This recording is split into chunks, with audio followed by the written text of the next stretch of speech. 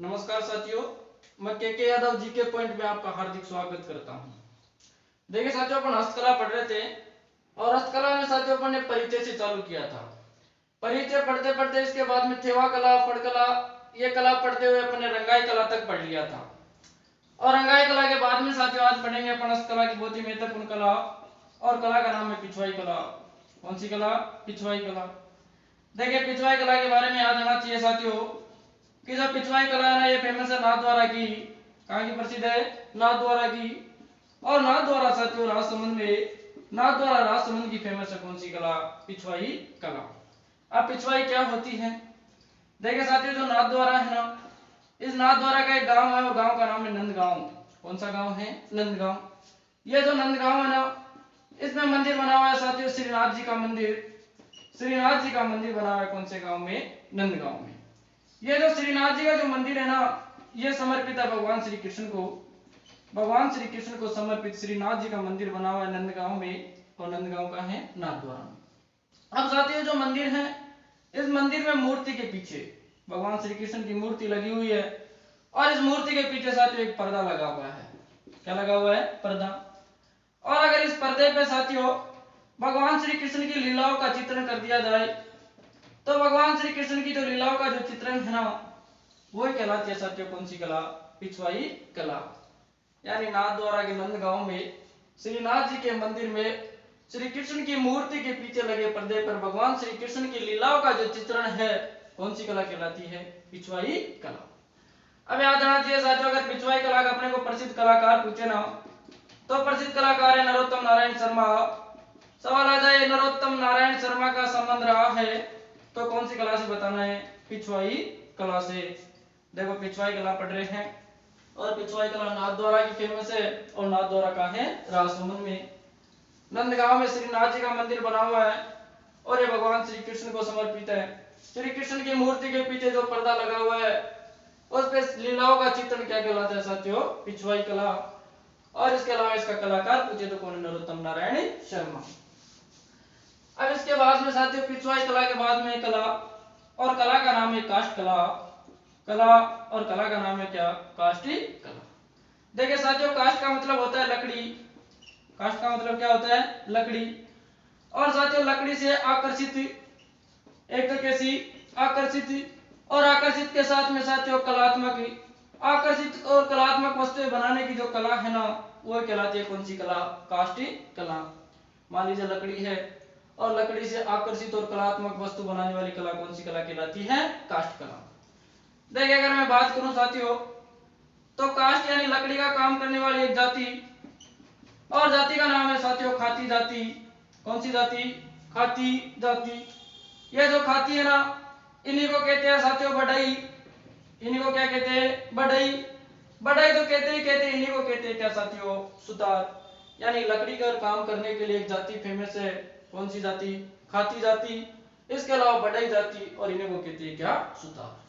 ये जो काष्ठ कला है ना, इस काष्ठ कला का जनक कहते हैं प्रभात जी सुतार को। सवाल आ जाए काष्ठ कला का जनक पूछे तो किसको बताओगे? प्रभात जी सुतार को।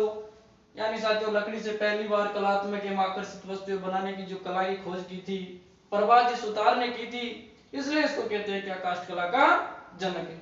तो देखो लकड़ी से जो आकर्षित एवं कलात्मक वस्तुएं बनाने की जो कला है, वो काष्ठ कला कहलाती है।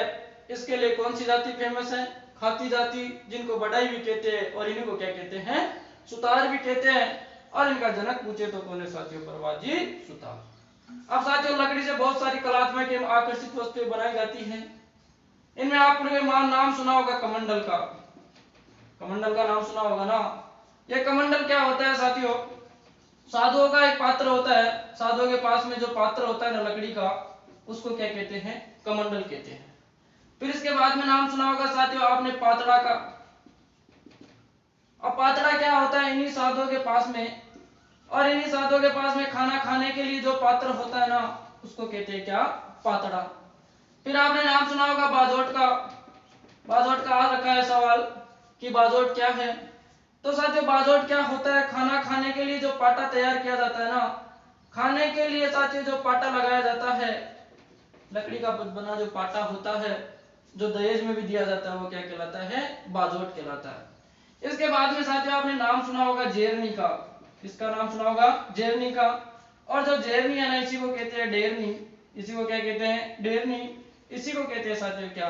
रई। और ये काम आती है दही मथने के लिए। दही मथने के लिए लकड़ी की बनी जो वस्तु होती है वो क्या होती है? जेरनी। और इसी को कहते हैं क्या? डेरनी। और इसी को कहते हैं क्या? रई। तो ये काष्ठ से बनी हुई चीजें थी। देखो कौन सी कला है? काष्ठ कला। लकड़ी से कलात्मक एवं आकर्षित वस्तुएं बनाने की कला काष्ठ कला कहलाती है। और इसके लिए कौन सी जाति फेमस है? खाती जाति। इन्हीं को कहते हैं बढ़ई, इन्हीं को कहते हैं क्या? सुतार। जनक पूछे तो पर्वती सुतार। कमंडल क्या होता है? लकड़ी का ही बना होता है, जो साधुओं के पास में ऐसे वो लटका के रखते हैं हाथ में। पातला खाना खाने के लिए पात्र होता है साधुओं का। बाजोट पूछे तो खाना खाने के लिए जो पाटा होता है उसको बाजोट कहते हैं। इसके अलावा खाना खाने के लिए मतलब जो जिस पाटे के ऊपर अपन खाने की जो थाली रखते हैं ना, वो बाजोट कहलाता है। ठीक है। जेरनी, डेरनी या रई दही मथने के लिए काम में ली जाती है, जो भी किसकी बनी होती है? लकड़ी की बनी होती है। देखो काष्ठ कला पढ़ रहे हैं। अब साथियों काष्ठ कला में याद रहना चाहिए कला, और कला का नाम है कावड़ कला। कौन सी कला? कावड़ी कला। और कावड़ कला के साथ में याद रहनी चाहिए साथियों बेवाण कला। एक तो कावड़ कला और एक कौन सी याद रखोगे? बेवाण कला। देखिए कावड़ कला की मैं बात करूं ना, तो कावड़ कला प्रसिद्ध है साथियों बस्सी की। कावड़ कला कहाँ की प्रसिद्ध है? बस्सी की। और जो ये बस्सी है ना, ये बस्सी है साथियों का चित्तौड़ में। यानी बस्सी चित्तौड़ की प्रसिद्ध है कौन सी कला? कावड़ी कला। एक बस्सी अपने जयपुर में भी है, लेकिन ये बस्सी कौन सा है? चित्तौड़ वाला। फिर इसके बाद में बेवाण कला भी पूछे ना, तो ये बेवाण कला भी प्रसिद्ध है बस्सी की, और बस्सी कहाँ है? चित्तौड़ में। साथियों कावड़ क्या होती है? लकड़ी की जो मंदिर नुमा आकृति होती है ना, यानी लकड़ी का बना हुआ जो मंदिर होता है ना, वही कहलाता है साथियों का क्या? कावड़। और ये जो मंदिर बनाने की जो कला है वही कहलाती है कौन सी कला? कावड़ी कला। ये जो कावड़ है ना, इस कावड़ को कहते हैं साथियों चलता फिरता मंदिर। चलता फिरता मंदिर कहते हैं किसको? कावड़ को। यानी छोटा सा मंदिर होता है लकड़ी का बना हुआ, कहीं भी उठा के ले जा सकते हैं, इसलिए इसको कहते हैं कौन सा मंदिर? चलता फिरता मंदिर। फिर ये कौन सी कला है? बेवाण कला। देखिए साथियों बेवाण क्या होती है? मान लीजिए कोई लकड़ी की मंदिर नुमा आकृति है, जिसको क्या कहते हैं? कावड़ कहते हैं। अगर इस कावड़ में साथियों अगर मूर्ति स्थापित कर दी ना, तो उसे कहते हैं क्या? बेवाण। और इसी कला को कहते हैं कौन सी कला? बेवाण कला, जो ये भी प्रसिद्ध है कहाँ की? बस्सी चित्तौड़गढ़ की। जो बेवाण है ना, इस बेवाण को कहते हैं साथियों miniature would temple. Miniature would temple भी कहते हैं रे साथियों किसको? मिनिएचर वुड टेम्पल कहते हैं किसको? टेम्पल कहते हैं किसको? बेवाण को। तो देखो सुनो, कावड़ कला पढ़ रहे हैं, बस्सी चित्तौड़ की फेमस है। लकड़ी की मंदिर नुमा आकृति कावड़ कहलाती है, और अगर कावड़ में मूर्ति स्थापित कर दी तो वो क्या कहलाती है? बेवाण कहलाती है। दोनों बस्सी चित्तौड़ की प्रसिद्ध है। इसके अलावा इसको चलता फिरता मंदिर कहते हैं, और इसको मिनिएचर वुड टेम्पल कहते हैं। तो ये थी अपनी कौन सी कला? कावड़ कला और बेवाण कला। फिर साथियों एक कला और कला का नाम है गणगौर कला। यह भी फेमस है साथियों कौन सी कला के साथ में? काष्ठ कला में के साथ में। गणगौर कला पूछे तो यह भी प्रसिद्ध अपने बस्सी चित्तौड़ की। गणगौर कला पूछे तो कहाँ की फेमस है? बस्सी चित्तौड़ की। लेकिन साथियों अगर पूछ लेना गणगौर की सवारी, तो जो गणगौर की सवारी है ना, ये फेमस अपने जयपुर की। गणगौर कला पूछे ना, यानी लकड़ी से बनाई जाती है गणगौर, और इसीलिए इसको काष्ठ कला के अंतर्गत सम्मिलित किया गया है। तो अगर पूछे कि गणगौर कला कहाँ की फेमस है, तो बस्सी चित्तौड़ की। और अगर गणगौर की सवारी पूछे तो कहाँ की फेमस है? जयपुर की। फिर इसके बाद में यहीं से याद आना चाहिए कठपुतली कला। यह भी काष्ठ कला से संबंधित है। देखिए जो कठपुतली कला है ना, यह प्रसिद्ध है उदयपुर की। कठपुतली कला कहाँ की प्रसिद्ध है? उदयपुर की। और साथियों जो कठपुतली है ना, यह बनाई जाती है आड़ू की लकड़ी से। आड़ू की लकड़ी से बनती है साथियों क्या? कठपुतली। और याद रहना चाहिए साथियों जो कठपुतली है ना, इस कठपुतली की एक जाति और जाति का नाम है नट, और नटों के साथ में साथियों बाट। ये नट और बाट जाति के लोग प्रसिद्ध है कौन सी कला बनाने के लिए?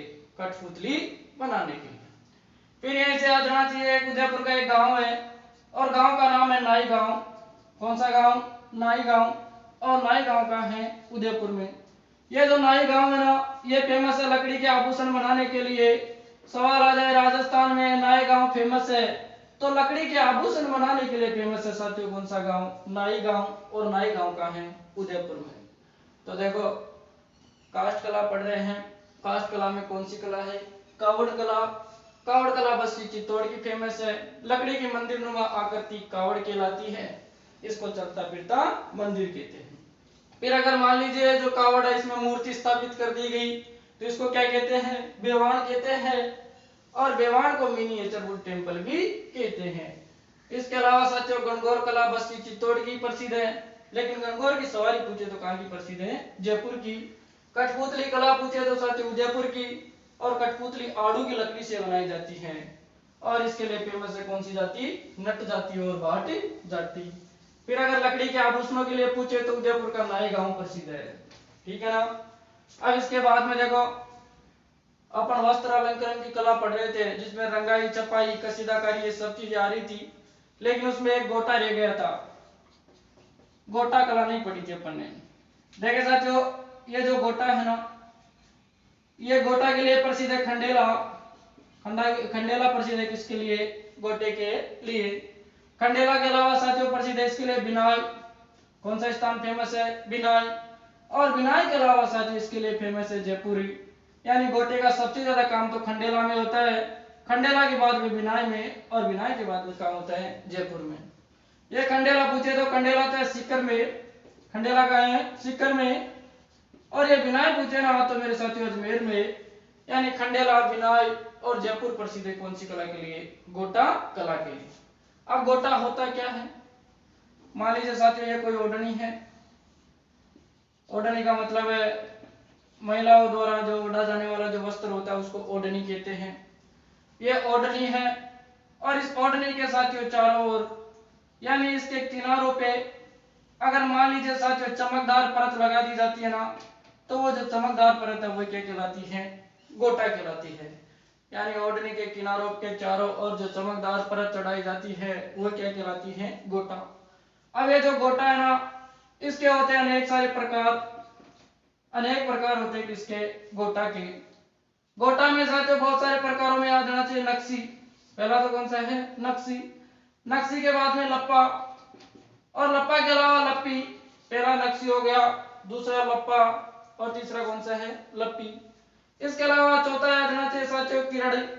चौथा कौन सा है? किरड़ी। और किरड़ी के अलावा साथियों बाकड़ी। नक्शी हो गया, लप्पा, लप्पी, किरड़ी और इसके अलावा बाकड़ी। और इसके अलावा गोटे का प्रकार है साथियों मुकेश। और मुकेश के अलावा याद रहना चाहिए साथियों चंपाकली। ये प्रकार है किसके? गोटे के।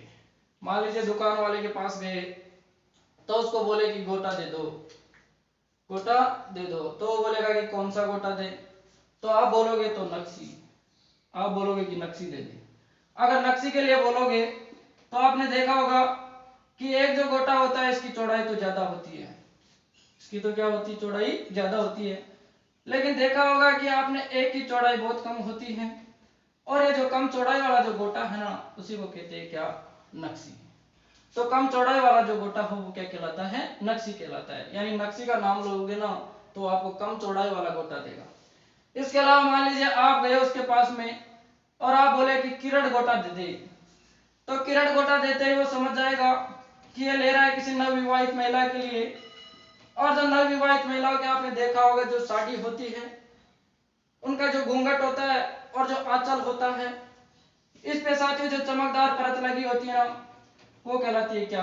किरण। और मान लीजिए अगर ये परत बेल के रूप में है, ऐसे बेल के रूप में है, तो वो कहलाती है क्या? बाकड़ी। और इसके अलावा साथियों चंपाकली, जो गोटे की जो बेल होती है ना उसको कहते हैं क्या? चंपाकली। तो ये गोटा है, खंडेला का प्रसिद्ध है, इसके अलावा बिनाई का, और बिनाई के अलावा जयपुर का प्रसिद्ध है। साथियों RSP 2012 में आया कि गोटा प्रसिद्ध है, तो कहाँ का प्रसिद्ध है? खंडेला का, और खंडेला का है सीकर में। इसके अलावा ओढ़नी पे जो चमकदार जो परत चढ़ाई जाती है ना वो क्या कहलाता है? गोटा कहलाता है। प्रकार पूछे तो नक्शी, लप्पा, लप्पी, किरण, बाकड़ी, मुकेश और चंपाकली। जिस गोटे की चौड़ाई कम होती है उसको नक्शी कहते हैं। और इसके अलावा किरण नवविवाहित महिला जो घूंघट पे जो चमकदार परत लगाती है ना, उसको किरण कहते हैं। और अगर मान लीजिए ये परत बेल के रूप में, तो उसको क्या कहते हैं, बाकड़ी कहते हैं। और अगर पूछ ले चंपाकली, तो जो गोटे की जो बेल होती है ना, उसको क्या कहते हैं, चंपाकली कहते हैं। देखो ये मुकेश प्रकार है गोटे का, और मैंने एक प्रकार बताया था, वर्क बताया था मुकेश का वर्क, तो वो मुकेश का वर्क अलग है और ये मुकेश प्रकार है किसका, गोटे का। ठीक है, थैंक यू साथियों।